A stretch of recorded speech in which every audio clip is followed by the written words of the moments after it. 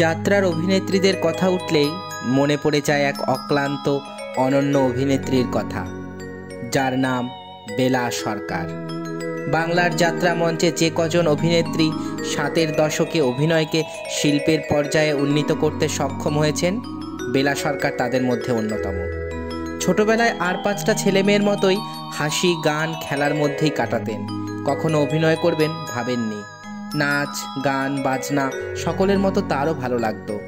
অন্য কারো নাচে নেচে উঠত তার মন। পায়ের ছন্দে, হাতের মুদ্রায় আর অভিব্যক্তিতে সেই সব নাচের হুবহু প্রতিরূপ রচনা করতে পারতেন অনায়াসে। গানের গলাও অপূর্ব। রেকর্ডে আর রেডিওতে গান শুনলেই গুনগুনিয়ে উঠত তার কণ্ঠ। ১০-১১ বছর বয়সে প্রথম মঞ্চে অভিনয় করেন ডাকঘর নাটকে অমলের ভূমিকায়।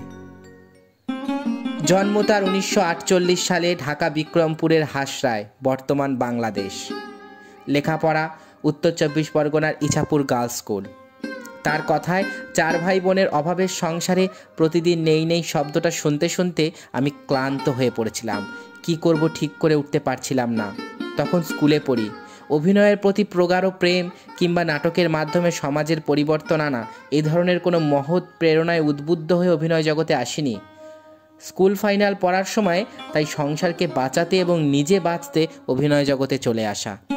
স্থায়ীভাবে বসবাস শুরু করেন বেলেঘাটার জোড়া মন্দির অঞ্চলে। মীরা গোস্বামী, সাবিত্রী ঘোষ, মীরা সেনগুপ্ত প্রমুখ পেশাদার শিল্পীর সঙ্গে ঘনিষ্ঠ বন্ধুত্ব গড়ে ওঠে তার। প্রথম জীবনে মনোজ মিত্র এবং পার্থপ্রতিম চৌধুরীর সুন্দরম থিয়েটারে তিনি ১০ বছর অভিনয় করেছেন।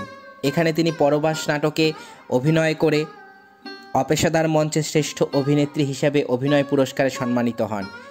১ দশকেরও বেশি সময় ধরে সুন্দরমের বহু বর্ণময় প্রযোজনার সঙ্গে যুক্ত ছিলেন তিনি। তার জীবনে যাত্রায় আসাটা হঠাৎই ঘটে যাওয়া এক ঘটনা। নট্য কোম্পানির প্রধানা অভিনেত্রী বীণা দাশগুপ্তের অসুস্থ হওয়ার ফলে যাত্রা বন্ধু প্রবোধ বন্ধু অধিকারী ও সাংবাদিক সুজন চন্দ্র তাকে যোগাযোগ করিয়ে দেন মাখনলাল নট্যের সঙ্গে। পছন্দ অপছন্দের গুরুত্ব না দিয়ে ৭-এর দশকের শেষ দিকে যাত্রায় চুক্তিবদ্ধ হন তিনি। নট্য কোম্পানিকে আলোচিত করতে বেলা সরকার এই প্রথম যাত্রায় এলেন, পেশাদারি যাত্রায়। অনেকে বলে থাকেন এমন সুযোগ খুব কম অভিনেত্রীর জীবনেই আসে, কিন্তু তার যন্ত্রণা অন্যত্র। তখন সবকটি চলতি পালাতে বীণা দাশগুপ্তার আধিপত্য ছিল। সেই ইমেজটা যেমন ধরে রাখা চাই, অথচ বীণা দাশগুপ্তাকে অনুকরণ করার মধ্যেও রয়েছে তার গৌরব ক্ষুণ্ণ হওয়ার প্রশ্ন। নটি বিনোদিনী, বিদ্যাসাগর, মা মাটি মানুষ দর্শক যেভাবে বারবার দেখেছেন, বেলা সরকার তাকে ভাঙতে চাননি বলেই কম্প্রোমাইজের প্রশ্ন উঠেছে। সম্পূর্ণ নিজের করে চরিত্রটিকে ভাবা যায় একটা নতুন পালায়, সে সুযোগ কিন্তু এখানে ছিল না। ১৯৭৭ সালে নটি বিনোদিনীর নাম ভূমিকায় ১০টির মতো অভিনয়ে তার সংলাপ বলার নিজস্ব স্টাইল ও সুরে গানের মাধুর্যে তিনি প্রমাণ করলেন পেশাদারি যাত্রাতেও তার জুড়ি মেলা ভার। গানের জন্য কোনো প্রথাগত শিক্ষা নেননি, গান শুনে শুনেই তিনি গাইতে পারতেন। বিনোদিনী চরিত্রে নারী হিসেবে তার অসহায়তার যন্ত্রণা হিসেবে তার আবেগ ও আত্মত্যাগ সবই যেন মূর্ত হয়ে উঠেছে তার সাবলীল অভিনয় পারদর্শিতায়। বলা যায় অভিনয়ে এবং গানে সমান দক্ষতায় তিনি দর্শক মহলে এনেছিলেন আলোড়ন। নটি বিনোদিনী, বিদ্যাসাগর, মা মাটি মানুষ ৩টি পালায় বিনোদিনী, সরমা এবং সাবিত্রীর ভূমিকায় তার অভিনয় দেখতে প্রতিটি প্যান্ডেলে ১০-১২ হাজারের বেশি দর্শকের ভিড় হতো। তার অভিনয় চরিত্রের সযত্ন প্রকাশ দর্শক সাধারণকে এতটাই মুগ্ধ করে যে তারা কখনো আবেগে আপ্লুত হয়ে মোহিত হয়ে গেছেন। ১৯৭৭ থেকে ১৯৮৩ এই ৭ বছর নট্য কোম্পানির সামাজিক, পৌরাণিক এবং ঐতিহাসিক মিলিয়ে প্রায় ১৫-১৬টি পালায় শিলিত অভিনয় প্রতিভা বেলা সরকারকে শক্তিময়ী অভিনেত্রী হিসাবে প্রতিষ্ঠা দিয়েছে এবং নিয়ে এসেছে আলোকবৃত্তে। এই সময় নট্য কোম্পানিতে তিনি যে যে পালায় অভিনয় করেছিলেন সেগুলি হলো অচল পয়সা, দেবী সুলতানা, কাগজের ফুল, গঙ্গাপুত্র ভীষ্ম, ক্ষুদিত হারেম, শ্রীচরণে সুমা, কুবেরের পাশা, ময়লা কাগজ, রাত্রির তপস্যা, কুরুক্ষেত্রে কৃষ্ণ প্রভৃতি। তার এই প্রতিষ্ঠার মূলে মাখনলাল নট্য, পালাকার নির্দেশক ভৈরব গাঙ্গুলি, পালাকার সত্যপ্রকাশ দত্তের ভূমিকা অনেকখানি জুড়ে আছে।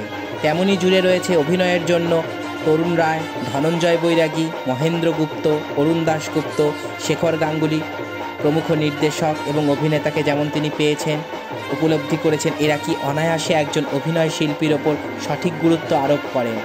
মহলা চলাকালীন এদের কাজের নানা অভিজ্ঞতার সঞ্চয় আর নিরলস চর্চা তাকে সমসাময়িক অনেক অভিনেত্রীর থেকে পেছনে ফেলে সাফল্যের শীর্ষে এগিয়ে যেতে সাহায্য করেছে। প্রায় এক দশক কাজ করার পর নট্য কোম্পানি ছেড়ে 1984-তে বেলা সরকার এবং দেবগোপাল ব্যানার্জি যুক্ত হলেন জনতা অপেরায়। জনতা অপেরায় একের পর এক হিট যাত্রাপালা করলেন এই জুটি। এখানে হলো এক পয়সার মা, লক্ষ্মীর পদচিহ্ন, সম্রাট নন্দিনী, মেয়ে নয় মনসা, রাজবাড়ির রাধা। এরপর তিনি দল পাল্টে এলেন অগ্রগামীতে।